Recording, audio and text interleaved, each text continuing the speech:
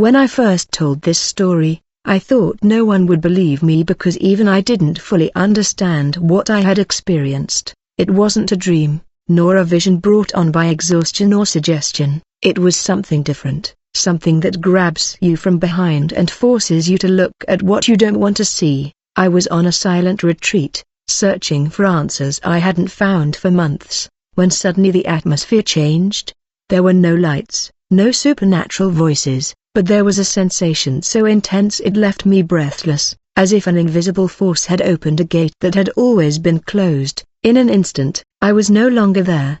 It was as if I had been pushed into another dimension where time and space didn't obey the same rules. The first thing I felt was heat, a heat that didn't burn my skin, but pierced my soul like a warning. The landscape was arid, dark, without a horizon. A mixture of ash and fog covered everything, and the only sound was a deep murmur, almost like thousands of voices repeating their own lament. I advanced cautiously, unsure whether to retreat or continue, but something inside me told me that this place wasn't being shown to me randomly. I wasn't walking alone. There was a guide, a silent direction that compelled me to keep going, even though my legs trembled. As I moved forward, I began to distinguish shadows moving among the cracks in the ground, twisted figures, some human, others unrecognizable. They showed no aggression, but rather an indescribable sadness, as if trapped in a memory that would never end. And as I tried to understand what this place was,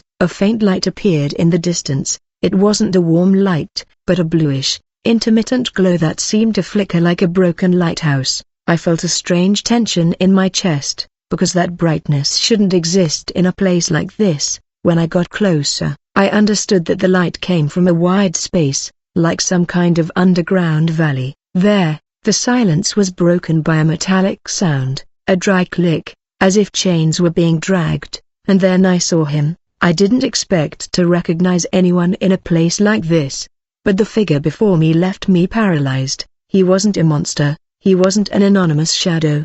He was someone whose face I had seen countless times, someone the world had bid farewell to with tears and tributes.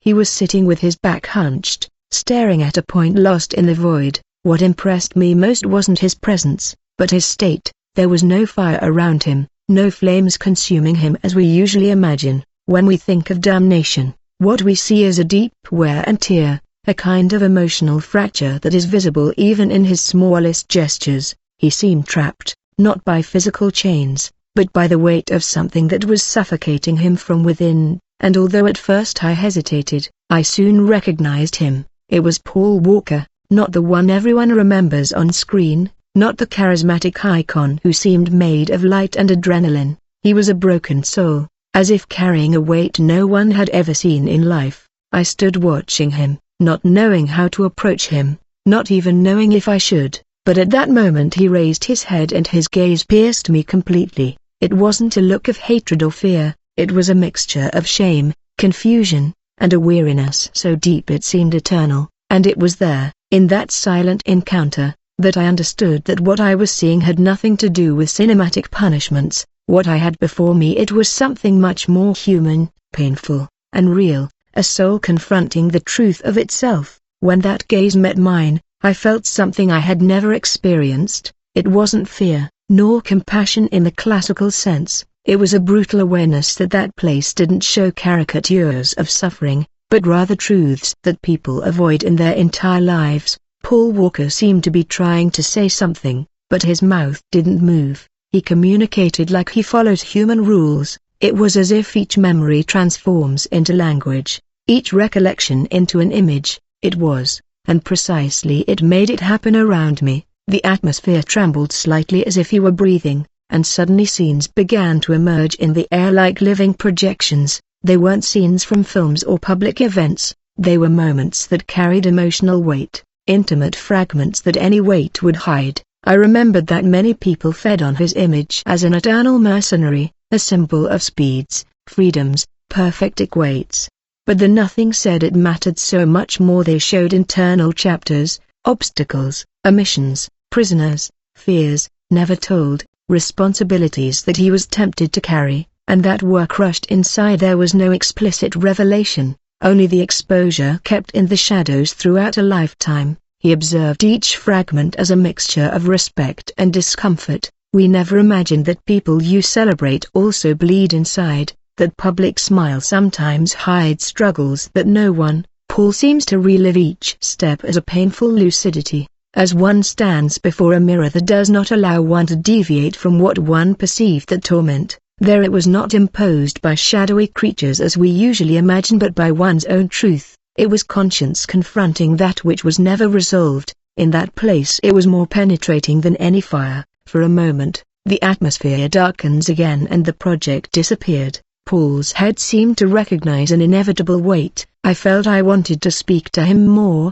but there was no voice. Communication came directly to understanding, and what I perceived was something simple and devastating: regret, not an exaggerated theatrical regret, but a silent adoration for everything. Here, what could have been different? Something any human being understands in words of some steps directed towards L without knowing if that was allowed or if the gesture would cause some kind of reaction around him or chance to respond to my movements as if he were alive. Paul raised his face again. In that second I perceived something that changed all interpretation of what I was seeing. That place doesn't captivate concurrence or scourges. It was an inability to forgive oneself.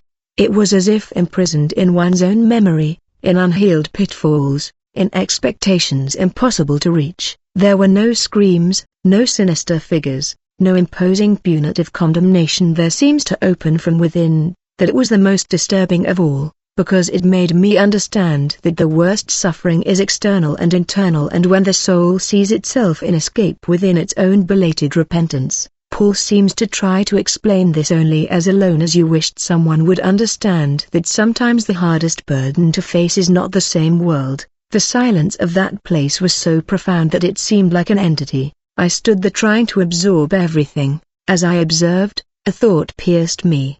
Perhaps the greatest deception we commit is believing that fame, praise, and applause shield one spiritually. The truth can be just the opposite. They can be cloaks that hide deep wounds. Paul doesn't seem like a condemned man from a movie.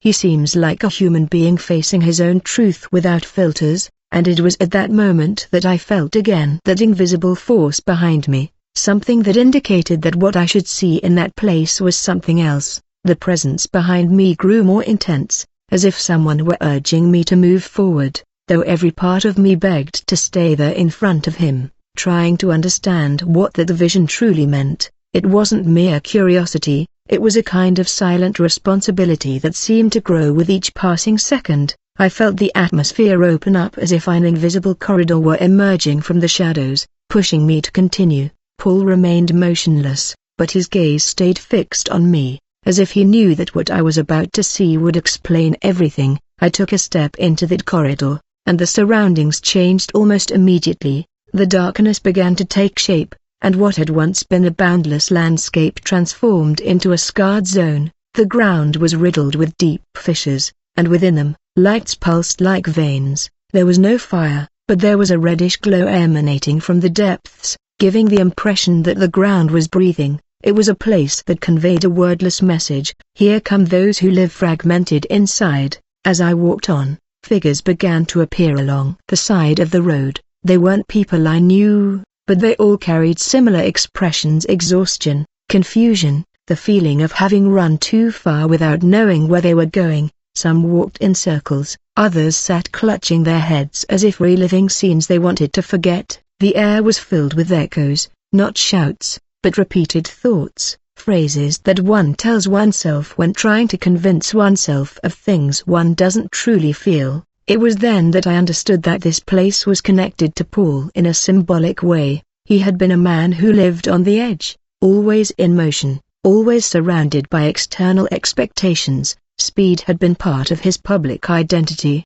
but deep down, that same speed seemed to have disconnected him from essential parts of himself. That valley revealed that, souls that had run so far they no longer knew where to stop. However, something in that environment began to change when a bluish light appeared in the distance. It was different from everything else. It was cold, but not threatening. It seemed like an invitation to keep going. The corridor narrowed, as if the place itself wanted to guide me to a specific point. I kept walking, and the landscape began to show images suspended in the air, like other people's memories repeating endlessly. I saw scenes of people smiling while hiding insecurity. I saw relationships broken by a lack of communication. I saw decisions made impulsively, dictated by external pressures. Someone's life. They were universal fragments, but all shared a common thread.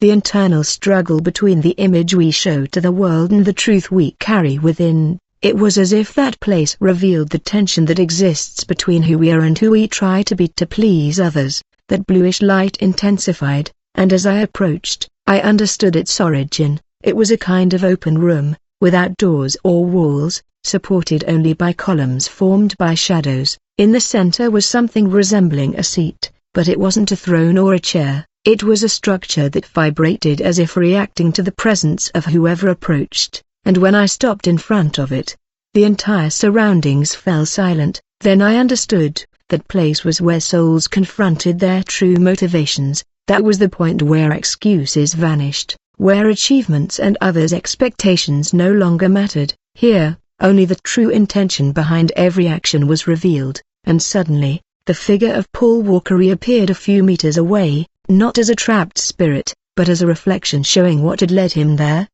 His face carried an emotional weight unrelated to fame, movies, or recognition. It was something deeper, a life lived too fast to stop and look inward, and that revelation hit me like a punch. I understood that many times we fall not because of what we do, but because we ignore what we feel. Paul had been loved by millions, but perhaps he didn't know how to deal with himself in silence. I stared at that reflection like someone observing a truth that is uncomfortable, but can no longer be ignored, and as I did, the surroundings began to react as if each thought of mine generated waves that traveled through the air and became images. The figure of Paul didn't speak, but it conveyed a clear feeling. That place wasn't a space of punishment, it was a place of confrontation. There, no one could hide behind excuses, praise, or applause. It was a place where life laid itself bare without asking permission. The bluish light that dominated that space began to intensify until it became a kind of luminous mist.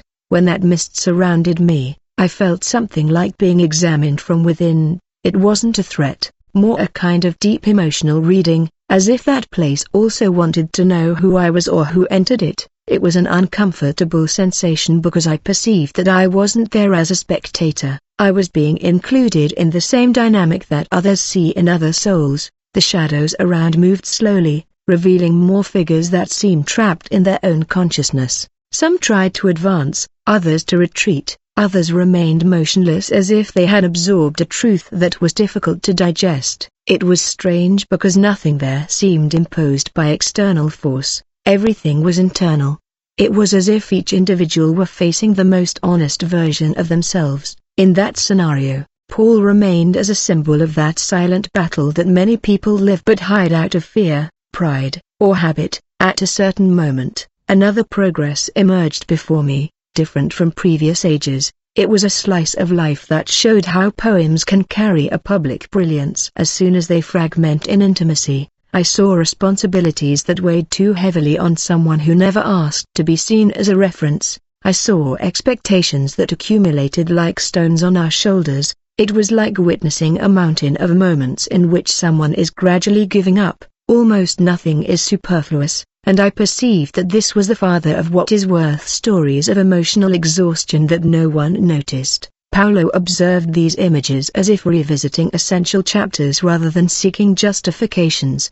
It was as if finally accepting that life lived in parts it never faced with sincerity and made or condemned or rejected. There was no sarcasm in physical punishment, nor demonic creatures. There was barely lucidity, that lucidity that arrives too late and that for that very reason weighs more than any external pain. The silence of that place screamed more than any sound. I approached and felt a little tentative. I couldn't understand why all of this was being shown to me. It wasn't just about Paul Walker anymore. There was something bigger there, a kind of universal message about how we live trying to be idealized versions of ourselves while burying real feelings. That atmosphere seemed built precisely to reveal when someone lives more for the outside than for the inside. That explained why so many souls seemed lost. They weren't more people, they were people who would never weigh more themselves. The blue light began to pulse like a heart. Each pulse seemed to push the entire atmosphere toward a denser state, as if it were being revealed.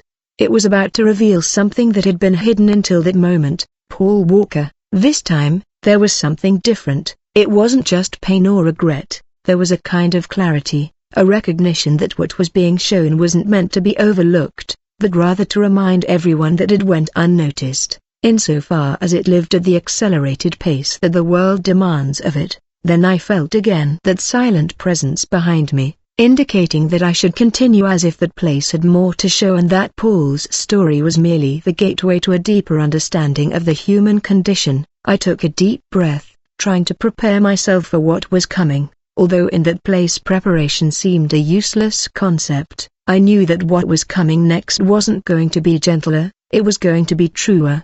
Wasn't it? Nobody wants to look straight ahead, right? The corridor narrowed and the blue glow began to darken, as if the atmosphere were preparing to show me an even deeper layer of that place. The air grew denser, not from heat, but from the emotional weight that seemed to float in every corner. It was difficult to breathe, not physically, but spiritually. It was as if everything I was seeing forced me to confront my own contradictions. The shadows around me began to move with greater clarity. They were no longer mere muted figures, now they had expressions, gestures, postures that revealed entire stories. Some walked quickly, as if trying to escape themselves, others remained motionless as if they had given up, and as I watched, I understood that this place didn't categorize people by what they did, but by what they never faced. It was a space where unfinished business took form. In the midst of that emotional landscape, I saw something that powerfully caught my attention. A kind of corridor formed by memories suspended like living photographs that repeated themselves without rest. They were seemingly simple moments, but each one carried a brutal weight. Hasty goodbyes, prolonged silences, impulsive decisions that changed entire destinies. It was as if life were revealing itself in its rawest form, without embellishment, without justifications. That hallway displayed what we all accumulate without realizing it. Walking among those images, I felt a tremor in the floor, soft, but constant, as if that place were reacting to my presence. It wasn't a warning, it was an invitation. Paul Walker reappeared, now standing, as if he had been moved to that new section to continue showing what his soul was facing. His posture was different. He was no longer the broken figure from the beginning, but neither was he at peace. He seemed like someone forced to see with absolute clarity all the times he hadn't listened to himself. His eyes still conveyed that mixture of resignation and belated understanding. There was no victimhood, there was complaints, just a silent acceptance that many of his burdens weren't caused by malice, but by inner disconnection. When you live to meet external expectations, you end up losing your inner compass without realizing it, and that place showed exactly that. The spiritual consequence of living without ever stopping. As I approached it, something unexpected happened. The images around me began to become more personal, deeper. They were no longer memories of others, they were projections that spoke of humanity in a universal way. They showed what we all try to hide: insecurities, contradictions, unresolved desires, silences that weigh more than screams. It was as if that place wanted to make it clear that no one arrives there because of a single mistake, but because of the accumulation of everything they avoided facing throughout their life. Paul reached out toward one of those images, but he couldn't touch it. When he tried, the image briefly faded, as if that place were reminding him that he could no longer alter what had happened. He could only see it clearly, and that impossibility generated a subtle pain within him. A pain he instantly recognized because it is the same pain anyone feels when they understand that lost opportunities don't return. However, there was also a silent lesson in that. As long as life goes on, one can still choose, one can still correct, one can still listen again to what one has ignored. The presence behind me made itself felt once more. It was as if an invisible hand touched my back, indicating that I should continue. I realized then that what came next wouldn't just be about Paul, but something broader, something that connected his story to a larger message. I took a deep breath and prepared to enter the next section of that place, knowing that each step would lead me to a more painful and, at the same time, more revealing understanding. As soon as I crossed that invisible threshold, the atmosphere changed completely. The blue glow dissipated, giving way to a dim, almost silvery light that seemed to filter in from a distant point. This area was unlike anything I'd seen before. There were no scattered shadows or confused figures wandering aimlessly. A deeper silence prevailed here, a silence that didn't intimidate, but rather compelled one to listen to what lay within. It was a space that seemed reserved for more specific revelations, as if each soul that arrived there had to confront a personal core they hadn't been able to see in life. Paul Walker reappeared, but in a different form. He was no longer the broken figure I had seen in the first moments. He still carried an evident weight, but now he had a firmer posture, as if he were accepting that he had to break through that final layer, that part of himself he had always avoided looking at. His face showed a mixture of vulnerability and courage,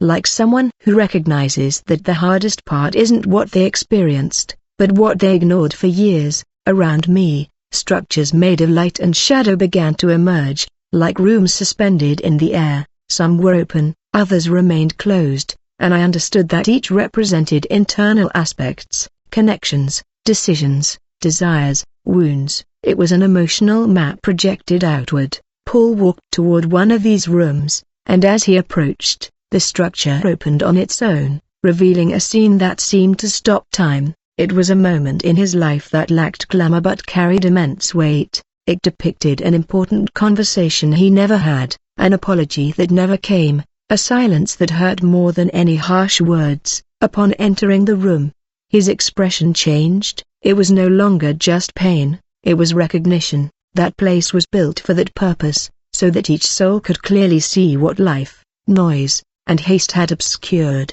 As he observed this scene, I realized something profoundly human. Even the most admired people can carry scars that no one sees, and that is their real torment for many, not as punishment, but because of the impossibility of going back. The other rooms began to light up one by one, revealing similar chapters, moments where intuition was ignored, relationships that wore down due to a lack of emotional honesty, decisions made out of exhaustion rather than conviction. Paula moved through these scenes with a mixture of regret and lucidity. There was no violence, no explicit condemnation, but the clarity was so penetrating that it was more painful than any physical punishment.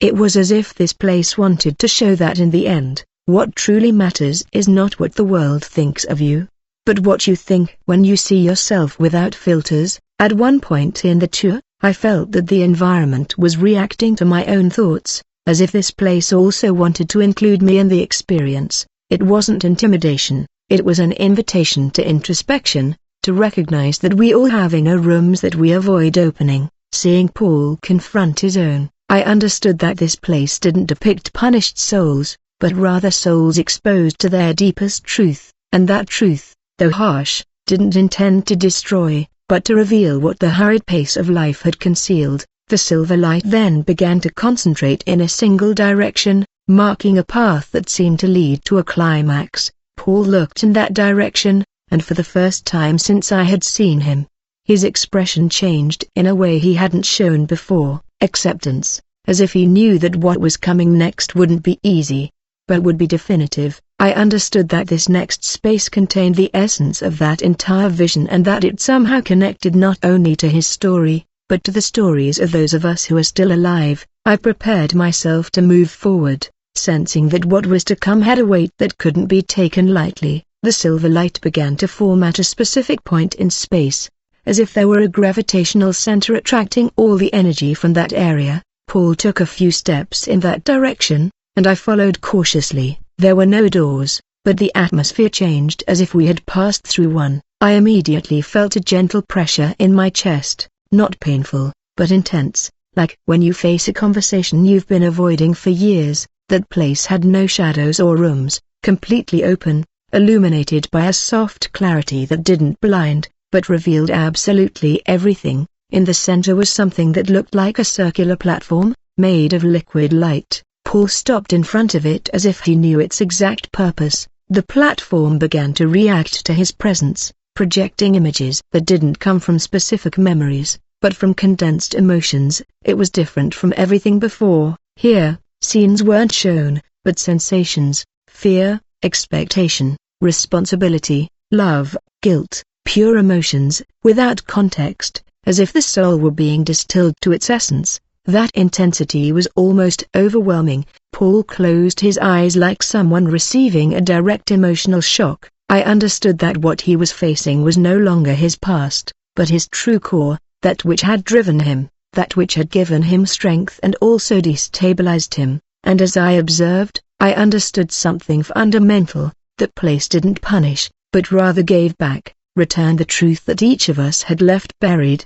Beneath years of noise, I felt something similar beginning to touch my own thoughts, as if that space also wanted me to see what I carried within. It was strange because it didn't show itself to me scenes of myself, but reflections of emotions we often ignore out of habit. I silently asked why I was being exposed in this way, and the answer came as a gentle understanding. One cannot witness another's revelation without confronting one's own. It was part of the process, part of the message. Paul remained with his eyes closed, but his expression was subtly changing. There was no longer just pain or regret. There was something deeper, almost like an understanding that his story, with all its light and shadow, had a greater meaning in that place. I understood that this platform functioned as a kind of spiritual filter where one could see who one truly was beyond fame, applause, or mistakes. It was a formless mirror. But exactly, at one point the light on the platform became more intense and began to project something completely different. It wasn't emotions or memories, it was a kind of internal map showing connections, people, decisions, important relationships. It was like watching one life touch another without anyone even noticing. Paulo observed in silence, understanding perhaps for the first time that his story hadn't belonged to him alone. Every step, every gesture, every choice had generated ripples that reached thousands, some for good, others for ill, that impacted me deeply. We tend to believe that our decisions only affect our own little world.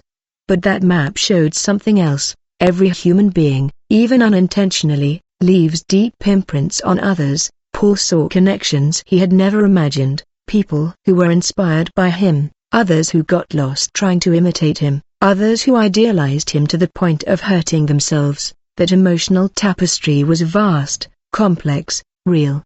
The platform, as if the vision had fulfilled its purpose, slowly dimmed. Paul opened his eyes, and for the first time since I'd seen him, his gaze held a different kind of serenity. It wasn't resignation, it was clarity. Something within him had understood his own story in a way he had never been able to comprehend in life. He didn't seem free, but he was aware, and that awareness, even in a place like that, carried enormous weight. I felt again the presence behind me, that silent guide that set the rhythm of everything I was seeing. I knew there was one last section, one that didn't show memories, emotions, or connections, but something even deeper, the ultimate consequence of what we are when we can no longer hide anything. I took a deep breath, knowing that what was coming would be the most revealing point of the entire journey. I followed the path to that last section. It began to reveal itself as a faint line of light snaking across completely dark terrain. It wasn't the heavy darkness of the beginning, but a deep, almost silent darkness, as if it held something that had to be shown only at the exact moment. Paul moved a few steps ahead, not because he was guiding me, but because that place seemed to call to him first, as if the next revelation had a direct connection to him before reaching me. The air grew colder, but not physically. It was that feeling you get when you're about to hear an important truth, a truth that makes you uncomfortable, but at the same time liberates you. The dim light that marked the path began to rise slowly until it formed something like a transparent dome above our heads. Inside that dome, flashes appeared that didn't belong to memories, emotions, or past decisions. They were images that seemed to come from a higher place, almost like symbols trying to explain the nature of the soul. Paul, it stopped abruptly when the dome lit up completely. There, in the center of the space, a figure began to form, not physical, but made of soft light. It had no face or voice, but it conveyed a clarity that dominated the entire ambience. I felt something akin to respect, to inner silence. That figure wasn't there to judge or to console, it was there to reveal, and what it revealed was something that struck directly at the essence of humanity, the truth that no one truly knows themselves until they confront their most hidden side. The dome projected a flow of images that didn't show the past, but rather the inner workings of each intention. It was like seeing the root of every thought, every impulse, every desire. Paolo watched in absolute silence, and I did the same. The figure of light showed how often what is presented to the world doesn't coincide with what one truly is. It showed how masks are constructed without one noticing, how personalities are adopted to survive, how vulnerabilities are hidden beneath layers of success, humor, or emotional distance. Suddenly, one image stood out among all the others, a small point, like a spark suspended in the middle of the vault. It was tiny, but its brilliance was so intense that it stood out above everything else. I understood, without anyone explaining it, that this point represented the core of each person, that which remains when everything else crumbles, their true motivations, what really drives someone when they are completely alone. That spark was the only thing that couldn't lie. Paolo watched with a mixture of respect and fear, and the vault began to show how that spark had been gradually covered by others' expectations, by external pressures, by the need to fulfill roles she never asked for. That revelation was harsh because it showed a universal truth. We are all born with an essence, but life has a way of pushing it to the bottom if it isn't protected. Paul was being punished.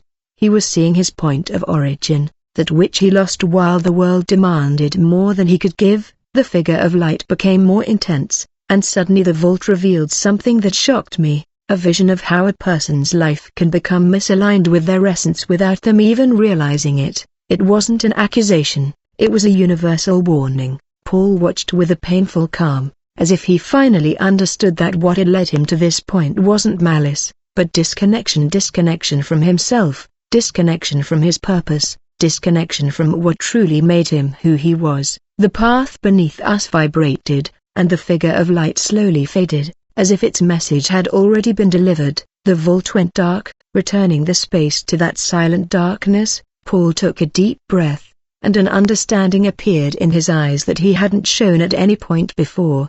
It was as if this revelation had been the most important of the entire journey. I felt the presence behind me again, signaling that we hadn't yet reached the end. There was one last stretch, one that would connect everything, the past, the present, the essence, the consequence. I knew that what was coming would be the closing of this experience, but not in a destructive way, rather in a revelatory way, like a point where the soul finally understands why every fragment matters. The presence that had accompanied me from the beginning intensified just after the vault vanished. It wasn't aggressive, but it was firm, as if indicating that this hadn't been a simple revelation, but a preparation. Paul took a step forward, and the ground responded with a slight tremor, as if the entire place recognized that we were entering the deepest part of this entire journey. The air changed again, becoming heavier, not from darkness, but from meaning. It was as if the atmosphere was heavy with a truth that couldn't be softened. Before us, a narrow corridor appeared, formed by lines of light that snaked as if they were alive. Each line seemed to represent an emotional,